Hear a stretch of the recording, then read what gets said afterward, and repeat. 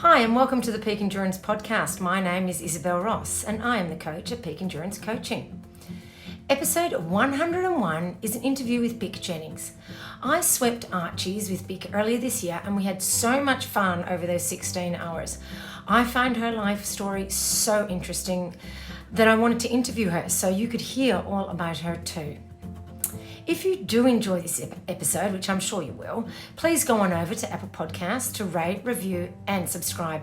It really helps grow the audience and helps me get high-profile athletes and experts on the show. Thanks so much for your ongoing support. Are injuries or niggles ruining your enjoyment of running and hindering your performance? Get on top of these now by seeing the specialist at Health and High Performance. Utilising the latest in technology and with a wealth of experience, the team at Health and High Performance can assist you with all your running injury and performance needs. So, to get back to enjoying your running and achieving the results you are capable of, head to healthhp.com.au/run or find them on Instagram, Health High Performance. Health and High Performance are located in Mont Albert, Melbourne, but are of course available for telehealth appointments not only Australia-wide, but also around the world. Contact them on their website to find out more. Wild Earth Australia are the online store to help you make the most of the outdoors with top quality gear at great prices. Peak Endurance Podcast listeners can use the discount code Peak Endurance, all capitals, to get 10% off at checkout. Head on over to wildearth.com.au to get everything you need for your next adventure. If you are looking to challenge your limits, you need to have a structured, individualised training program to help you get there. If you want to achieve your best, email me, Isabel, at peakendurancecoaching.com.au to get a program started. I really hope you find this interview with Bich as fascinating as I found her to talk to.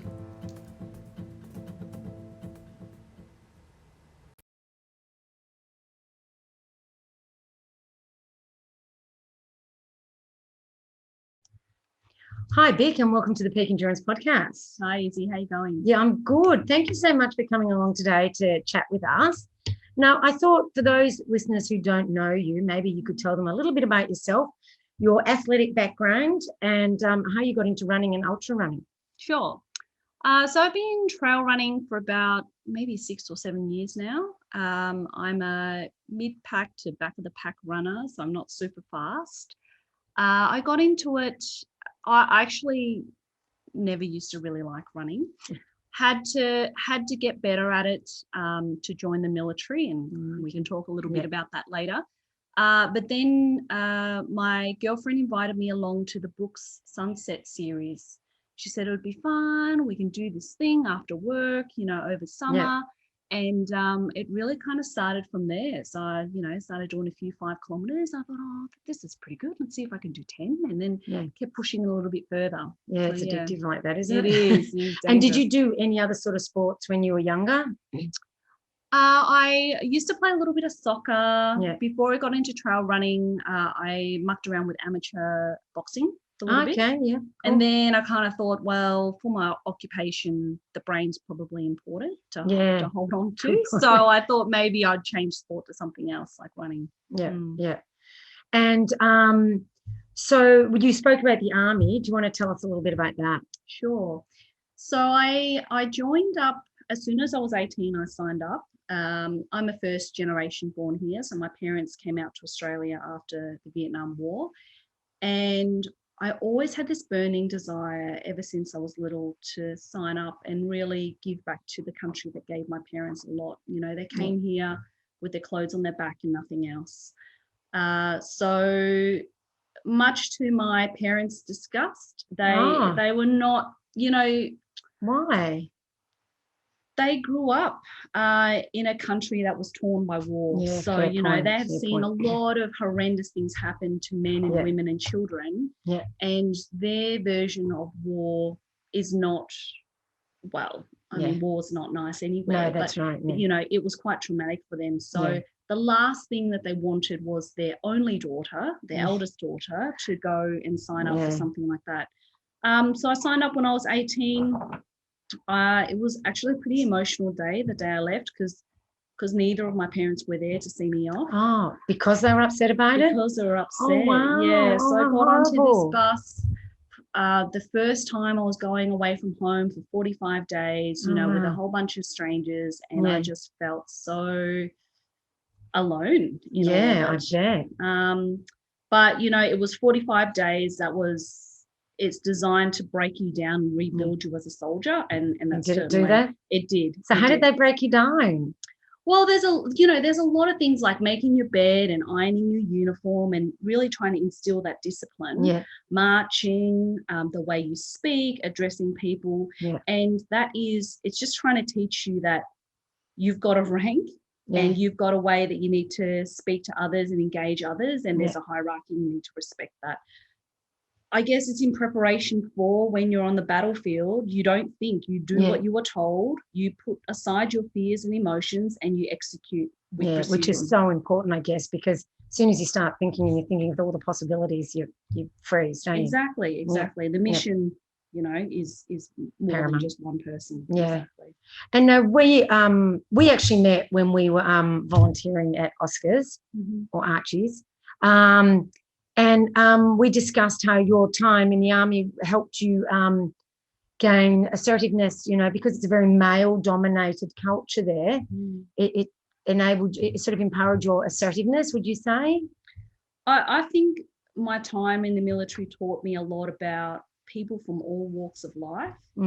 And there are different ways to engage people and interact with them. I certainly had to, in a male-dominated environment, in the military and in my professional work as well, I had to learn to find my voice. It kind of naturally comes to me, though. I'm not one of those timid You're not people. a shrinking violet. Yeah. So it's probably not a bigger step, but certainly did help in that development, those early years. Yeah. Having been in the army and looking back on that, would you recommend that as a pathway for young women necessarily? I think very much like trail running, you need to understand your why.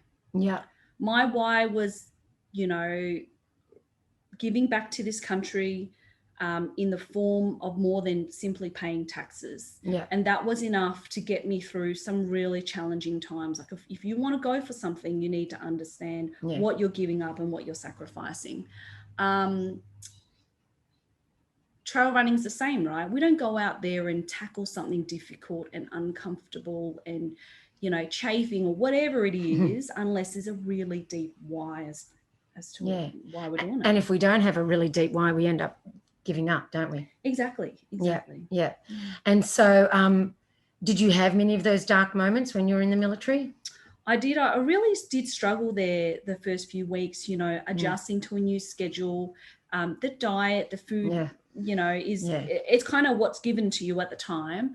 I was certainly homesick. I missed my support network, but then I had to find different ways to motivate myself. So at one point I was making a list of all these people that were really important to me, and I would dedicate each day. So it was 45 days that I was there, and I was training a long time, full-time people and reservists as well. And each day I got through, I was dedicating to somebody. So even if I felt I didn't have the strength or the will or the power, I would do this for them. And that helped you get through each day? It did. It got me towards the end. And then really, once you can see the finish line in sight, you kind of just keep going those last few days. You figure you've gone that far, you can keep going. Exactly. There's no point. It's sounding more and more like an ultra. Exactly. It is. And I have actually heard of people dedicating parts of an ultra to somebody, and that helps them get through that section. So that's interesting to hear that you did that with that, and in spite of it being much longer. Now, you're no longer in the military?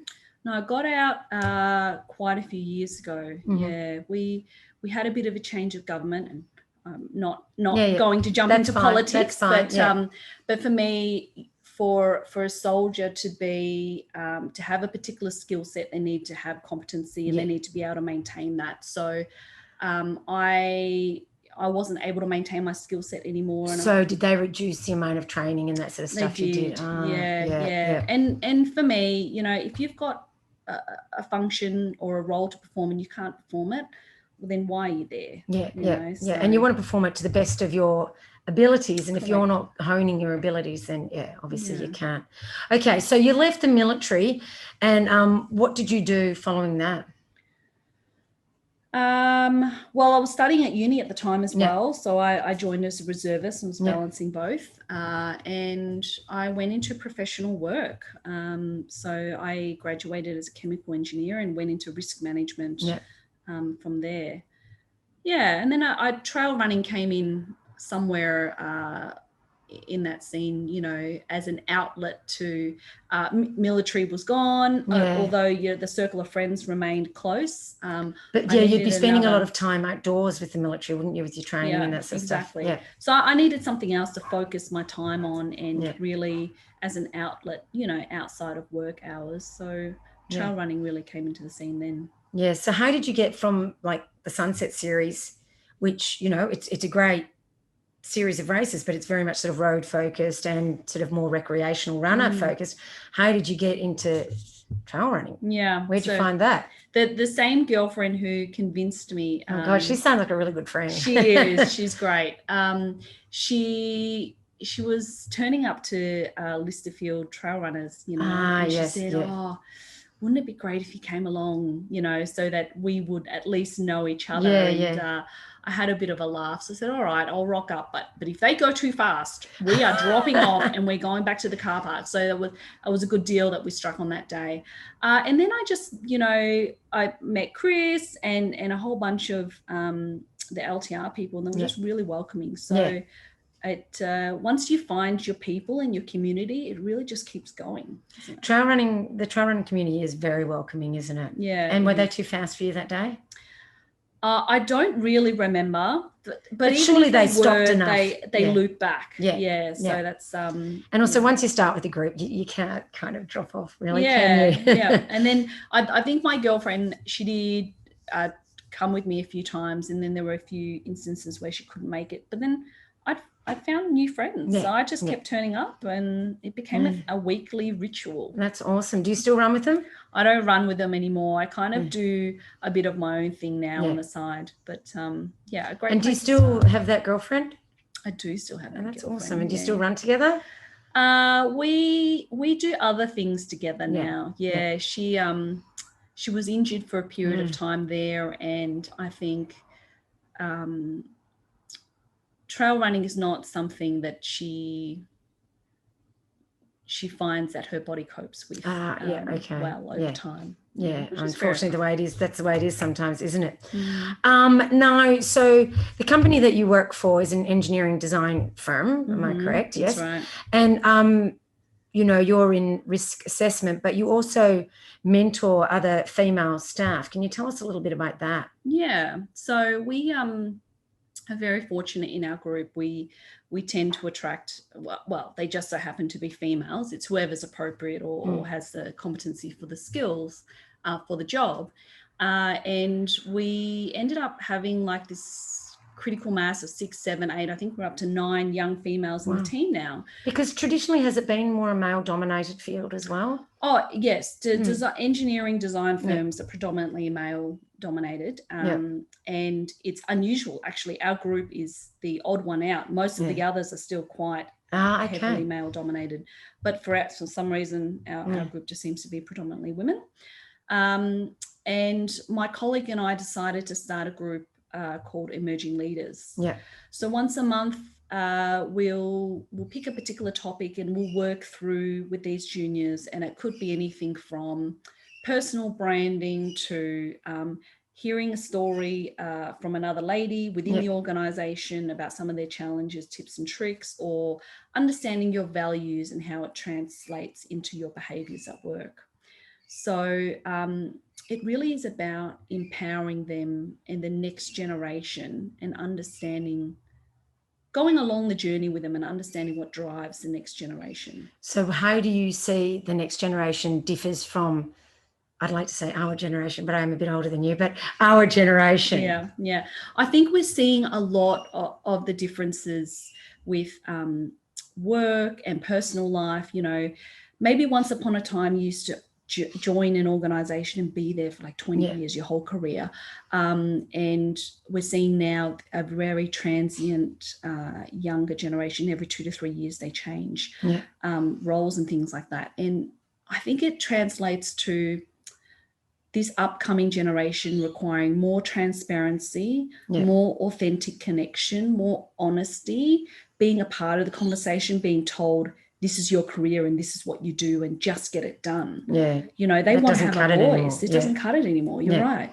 So it has really given me a lot of insight to the tools older people need to navigate and because lead also this next generation. Older people having to work with these younger people, they'll find it difficult as well to deal with that, won't they? Absolutely, because there's a generational gap there. So how do we better understand each other? Because we're going to have to work together. Really. Yeah, that's right. And so how do you see sort of because ultra running, as a female yourself, you go to races and there's lots of guys there and it's great and they're all very welcoming and there's nothing wrong with it. That's not what I'm saying. But how can we look at getting more females into the sport? Can you see any links between the mentoring you do to giving women the confidence and to get into ultra running? Yeah, and I think lead by example really comes into play here.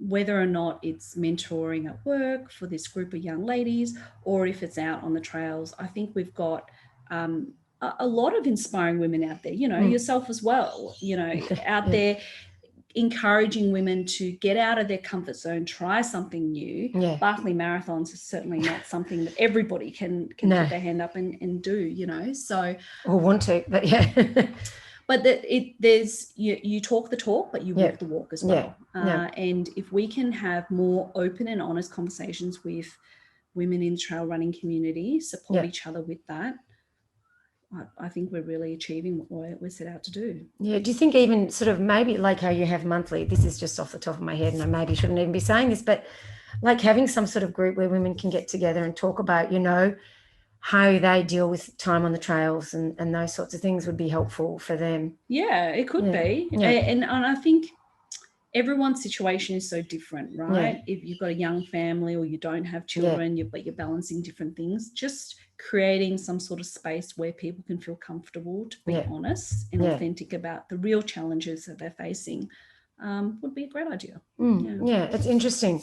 Now, also, before you became a runner, you were into mountaineering. I am still into You're mountaineering. Still into mountaineering. Yeah. Well, when you're allowed to travel again, you'll be back into it more. Exactly. So tell us about that, because that is pretty awesome. I do like to dabble in lots of different sports throughout the year, and mountaineering is I love it. I love being out there in the wilderness and you get to a certain altitude where it's icy cold and there are no mosquitoes, no ants, no flies, maybe a few birds of prey, and it's just utter silence. So that time out there in the mountains is something that I crave. What sort of height does that begin at? Well, there's lots of different, technically around the world, lots of different places you could climb. I've predominantly been in Nepal. So 6 years ago, I tackled my first one called Mera Peak, which is 6,400. So got to the top of that.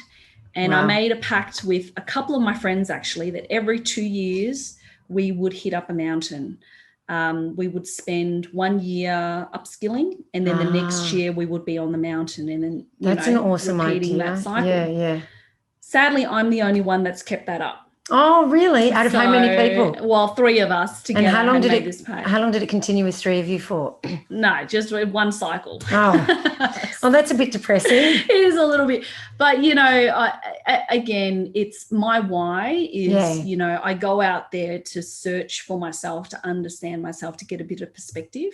And you know what? It's great to have your friends there, but if they don't want to do it or their life circumstances don't allow it, that's okay. I can still go out and do it on my own. That's it.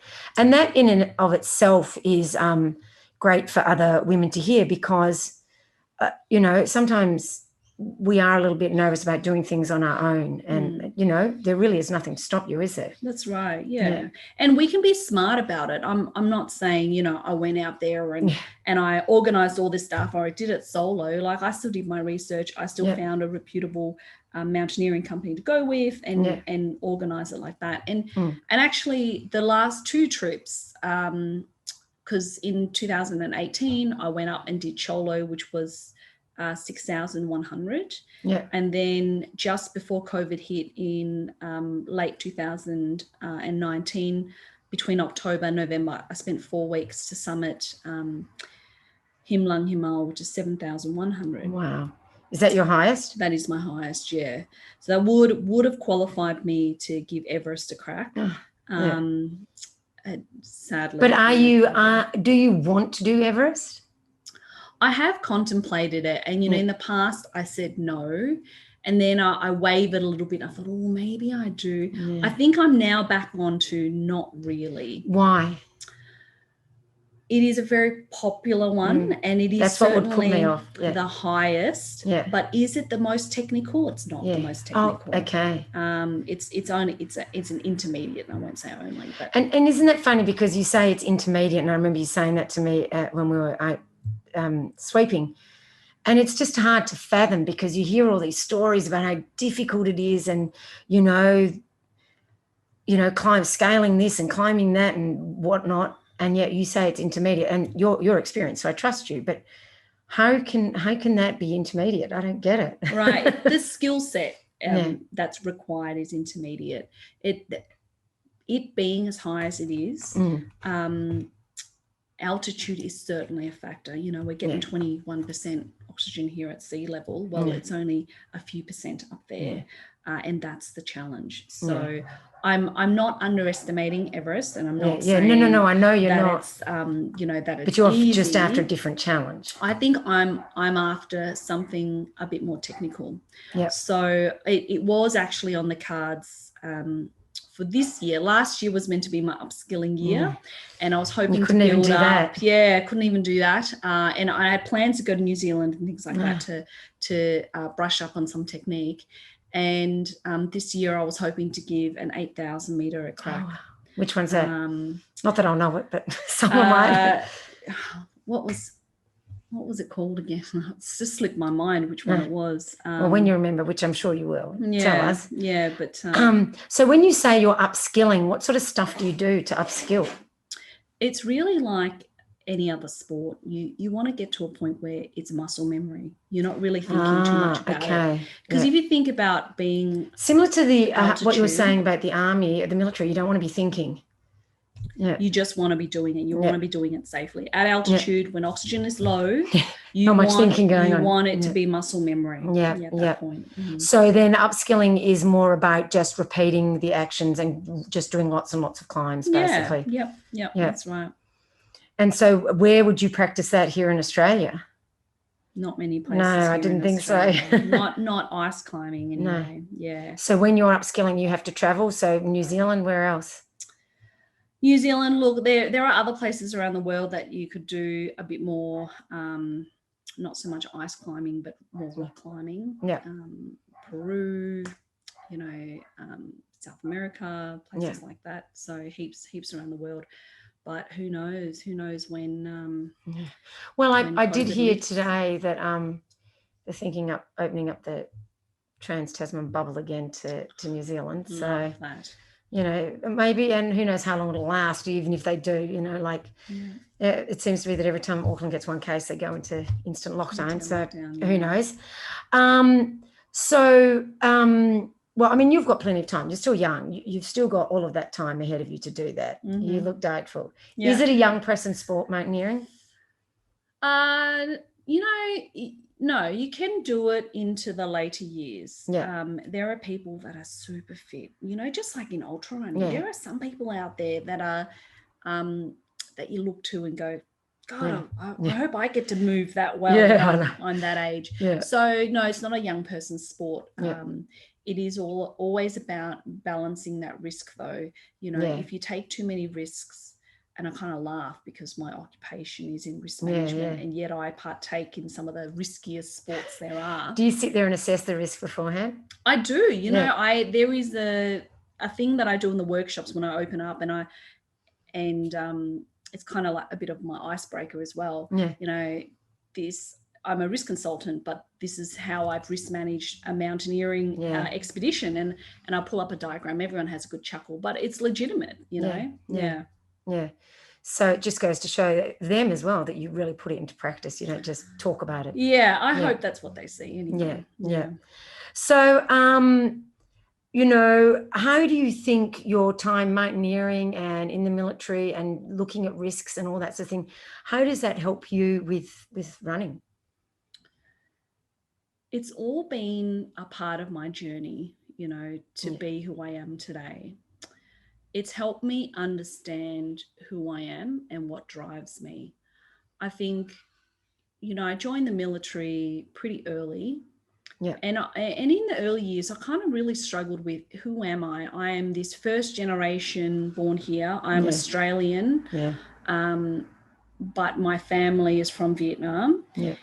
So I struggled with a little bit of that in the beginning, and then being thrown into the military, you know, you really get to know. I learned a lot about Australian slang. I learned a lot of things that young ladies should learn about.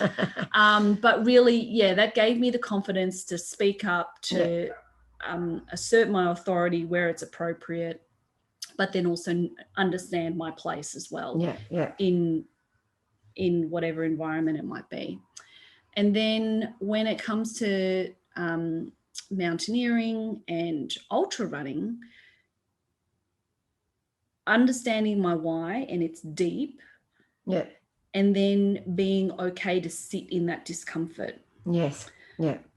I think for me in ultra running, I found it hard and challenging. And I don't mean this in a way where I'm saying ultra running is easy, but as long as I always put one foot in front of the other, I will get there in the end. Now, the challenge I have with mountaineering is I can control my skills, my equipment, the people that I go with, but if the weather is crap, I'm not getting up there. Yeah. And there's an element of that relinquishing control that I don't have anywhere else in my normal life. Because some people think, oh, Bich, you know, you're into mountaineering because you're an adrenaline junkie. And it's not that at all. It's that I have a desire to understand my deeper purpose and who I am. And sometimes you have to be put, or I have to be put in the extreme environment for the shield to come down, the mask to come down, and that BS filter to not be there. Yeah. I just have to be real with myself in those moments, you know. Yeah. So I think, going away to the mountains, doing what I do out there, when I come back here, I really have deep appreciation for the life that we have. Yeah. The people that are around me, and the moments that, you know, people say all the time, be present, be here, be whatever. But sometimes it's not until you're out of it that you come back, that you go, okay, this is why it's so important to be present. Yeah, yeah. Wow, that's awesome. It's a really roundabout way of answering the question. But may I ask, and feel free not to want to give us the answer, but what is your why for running when you're in that dark moment? Are you able to share that, or do you prefer to keep that personal? No, I think it is just a reminder for myself of the discomfort. Yeah. If you ask me how many times in my life I have been pushed to the point of breaking, it only ever happens to me on the mountain. Okay. It doesn't happen to me whilst I'm running. Yeah. And, you know, maybe I'm not pushing myself hard enough. I don't know what it is. But maybe you push yourself hard enough in mountaineering that you don't feel the need to do it in running. Well, do you know what I mean? Yeah. For me, in the running, that discomfort, it reminds me, it gives me a little glimpse into what it was to be pushed that far on the mountain. Yeah. Now, you know, you seem to volunteer a lot and not race as much as you used to. Am I correct in that? Yeah, that's true. I've kind of done, you know, I worked my way up to ultras and 100 kilometers and things like that. And now I'm kind of happy to just sit back and enjoy the atmosphere and the community that surrounds trail running. I have to admit, when we were at up at Buller at Archies, and I was sitting there listening to the race briefing, I was just like, oh, this is so nice just to be volunteering and not be that person nervous and thinking I'm going to race the next day. Exactly. But I still get to go out on the course. How awesome is that? I totally understand the appeal. Now, you seem to volunteer at Oscars and Archies every year. Is that correct? I've only been there. I only volunteered this year, but I have been there the last couple of years. So I attempted the 100 a couple of years ago, DNF, did about 60 kilometres, so my knee blew out. So I kind of have unfinished business on that course. So do you think you'll go back and try it again? I will, absolutely. Good. Andy just keeps hanging shit on me until I get it done. So I'd like to finish that. So maybe next year when the full course is up. Yeah, that's fair enough. Now, do you have I know they are raising funds for autism and supporting people with autism. And I know we've spoken earlier about that holds, a special place in your heart. And what there's a part of that you find interesting. What did you want to talk about there? So neurodiversity, I think we're starting to hear about a little bit more. So it's the concept that people think differently to each other, and you can bring different perspectives and contribute in a different way. So those that are on the autism spectrum are certainly in there. ADHD, if you have dyslexia, you're a part of the neurodiverse group as well. And then you can have life circumstances that then pop you in there. So if you've had a stroke or you've had an accident, you may have been neurotypical in the past, but then you're now considered part of a neurodiverse group. So that's been really important for me to support Andy, Shell, Chris in that cause for autism. But it has a special place in my heart as well because my husband is actually on the spectrum. Okay. So we probably didn't find out until we were getting ready to get married. And I think for our generation, they weren't diagnosed as children, that's right. you know, so it wasn't a thing. It was like, oh, just get along or play with other kids or whatever it might be. He might have just seemed a little bit odd. And then it wasn't until we realized that he has Asperger's that it started to make sense, the social awkward encounters, the anxiety associated with meeting new people. It all kind of fell into place and made sense. And then it made me think, there's more that I can do here in this space. And it might start off with something at work. It might be engaging in some trail races that really talk about that. Having a conversation with my colleagues in my team. We've now since found out a few people are neurodiverse. How do we have that conversation, that safe environment where they feel okay to disclose that actually these are my needs and this is how you can help me be better and be more comfortable at my work. So at the moment, I'm leading the neurodiversity group for GHD here in Australia, and we've got a few different projects on the go, really trying to shape the organisation first. Let's raise the awareness. Let's change a few social norms. Let's change the recruitment process so we don't filter out people that don't fit the mould first up. And like you were speaking about with the next generation and the way that they just generally think differently and view their careers differently. I mean, it can only be a benefit to have much more diverse ways of thinking within the workforce anyway. Absolutely. Which opens up the amount of, just what can be conceived of. Yeah. And actually it's well proven through Harvard Business Schools and McKinsey reviews that the more diverse your group is in the way they think, the more successful the organisation will be. I mean, it makes sense, doesn't it? Yeah, exactly. Yeah. People that think the same are going to come up with the same old solutions, right? Yeah, and that closed thinking is definitely not the way forward. So, I mean, while you're really involved in a number of those sort of groups at work, aren't you? I try to spread myself around to the causes that are important to me, and that's certainly one of them. Yeah. No, well, that's brilliant. Now, how do you think, how can we apply that within, running, do you think? Well, I think we do a pretty good job in the trail running world. You know, when we're out in the wilderness and we're running, naturally our walls do come down. Yeah. And you do sometimes, it's funny because you have these conversations and you catch yourself off guard and you're like, oh my gosh, I was not intending on telling you about that today. No, that's right. But It's it amazing. just happens, It right? is. Yeah. Yeah. So I think actually in trail running, it's a great place to have some of those conversations. And I've met so many weird and wonderful people through trail running, which I may never have crossed paths with them because in my social circles are different or my work environment. So I'm really grateful for meeting. And I find within the trail and ultra running community, there is that lack of judgment on someone, you know, if they think a bit differently, that's, you know, that's to be celebrated rather than absolutely judged. Yeah. And look, there are some instances where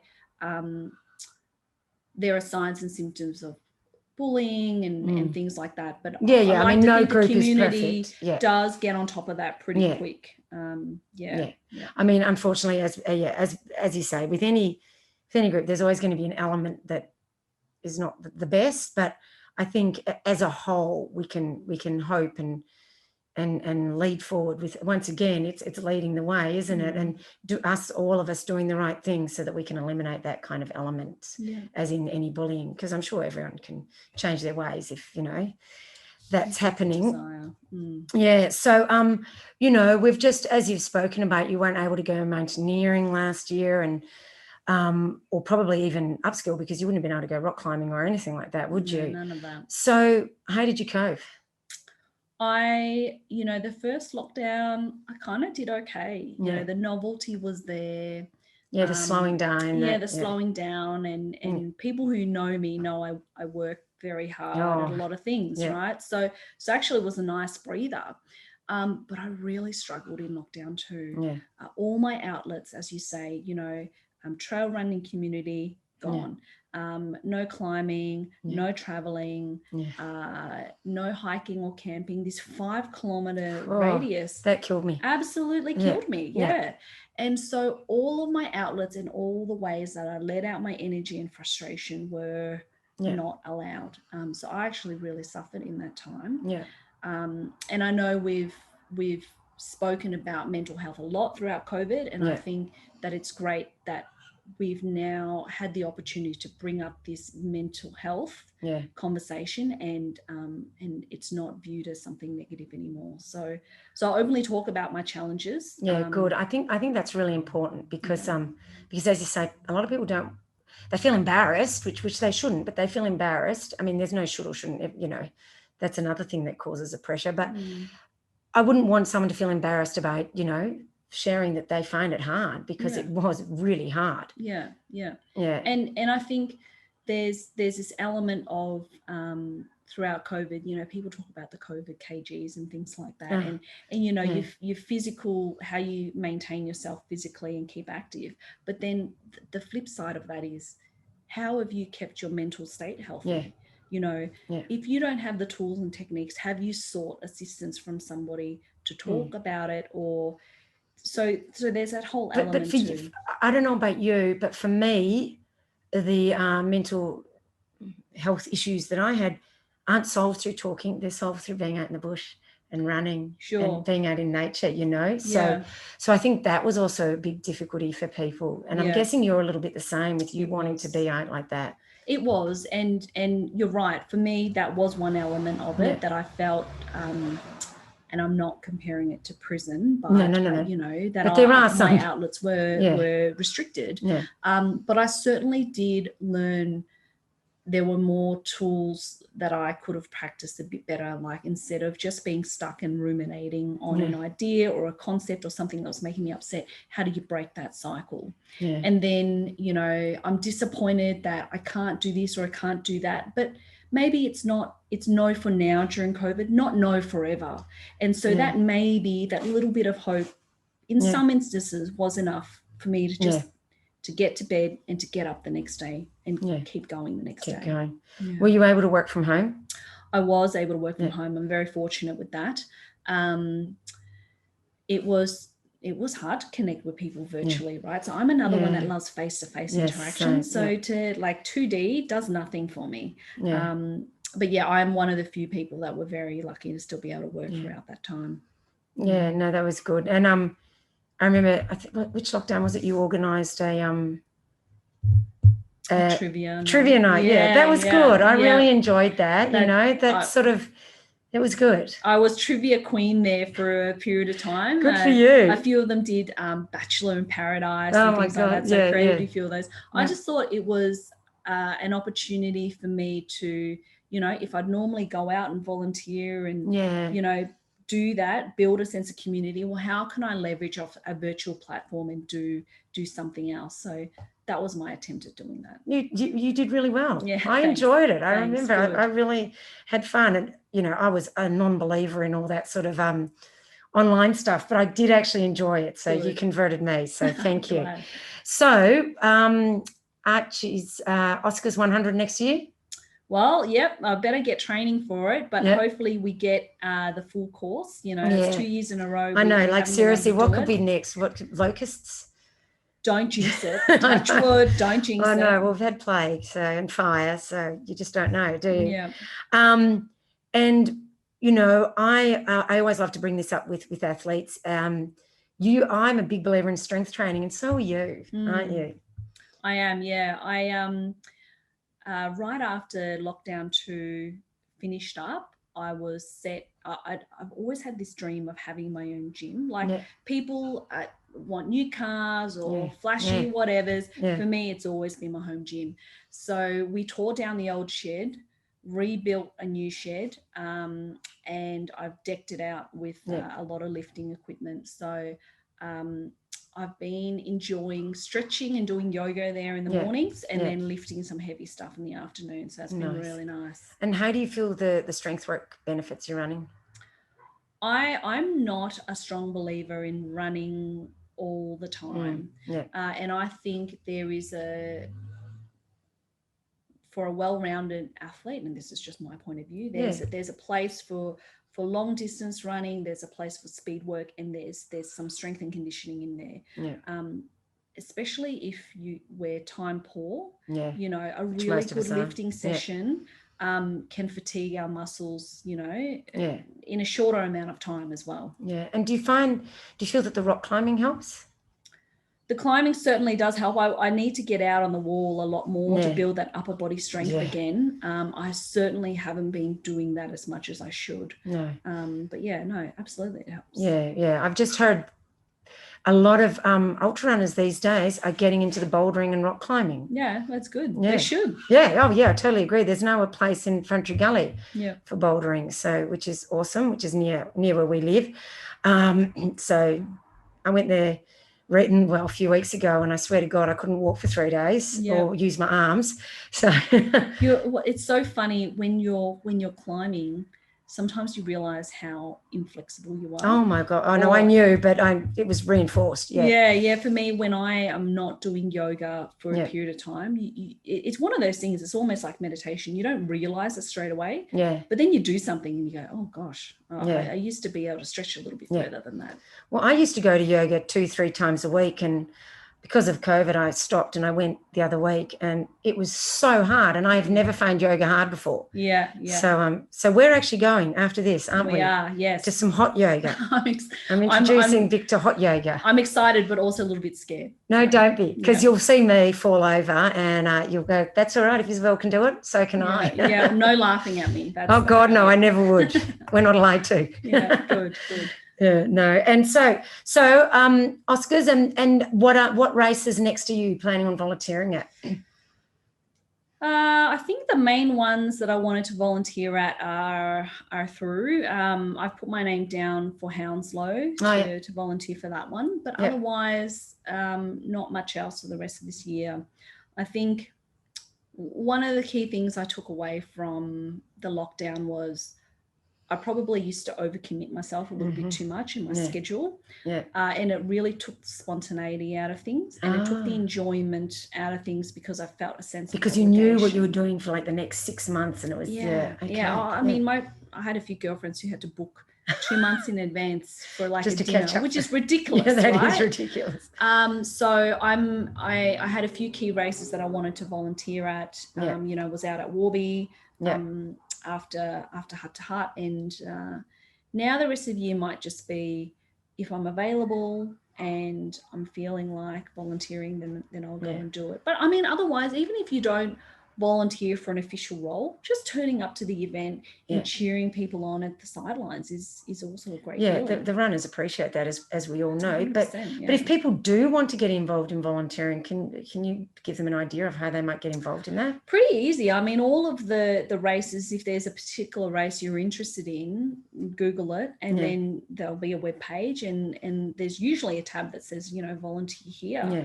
Fill out some details, provide your name and contact details, and people will organise you. Yeah. And there's so many different roles. I mean, like we swept, and that was just such good training, wasn't it? For time on feet. Yeah, it was a long day. And it was a long day, but it was a good day. And as we would sweep, we'd go to the aid stations and meet all the volunteers there. And there's just so many people involved, so they really do need a lot of people. They do, yeah. Logistics, especially for a mountain race, a lot more challenging than a standard one. So what will you do at Hounslow? Do you know? We'll be with the endurance medical guys. Oh, so, yeah. Just patching people up. Yeah, I think we're helping at that too. At DU. Oh, okay. Close. Yeah. I don't know. Well, we signed up for things and I don't know what we've signed up for. What are you guys I'm just doing there waiting to be told. Sorry? What are you doing there down under? We'll be on an aid. Okay. For endurance movement. Yeah. Okay, right. Yeah. Good. Yeah. Ron's here, by the way. Just sitting quietly. In the corner. Listening. And just correcting me when I have no clue what I'm talking about, which is probably a lot of the time, but luckily I have such great guests, it doesn't matter. Now, if people want to follow you and see what you're doing, where can they find you? I am on Instagram. Yep. So Bich Origin. You can search for me there, and I am on Facebook as well, just Bich Jennings. Yep. All right. Well, I'll put those links in the show notes. And any final words for any of the trail and ultra runners out there? Something to motivate them for their next race, maybe? Oh, sorry, I've really put you in the spot there. I prepared for this question. Not really anything ultra running specific. I guess maybe to some of the themes we spoke about today around empowerment. Yeah. And it's not a female movement thing. No. It's a human race kind of thing. I agree. If we can support each other, Yeah. we can lift people up as opposed to pushing them down. Encouraging people who are dipping their toe into trail running. Yeah. And look, the community is really good at doing that. Yeah. So I think we need more love in the world and more encouragement in the world. So people could just be a little bit more of that. Yeah. It's got to be a better place. Yeah. No, I totally agree. One final question. Did you remember the mountain? Did I remember the mountain? You know what? I don't even know why I can't. All right, you have to tell me later, and I'll put it in the show notes. Okay, for those of you who want to know. I've been thinking about it for so long, and then now, as you it's always the way. The mind goes blank. You know, I get it. Don't worry. That is why I write down questions to keep me on track. All right. Well, thank you so much, Vic, for your time today, and it's been awesome. I loved hearing your story when we were out on the trails, and I just instantly thought I'd love to interview you because you've got such an amazing story, and yeah, it's been great. Thank you so much. Thanks so much for having me, Izzy. Thank you.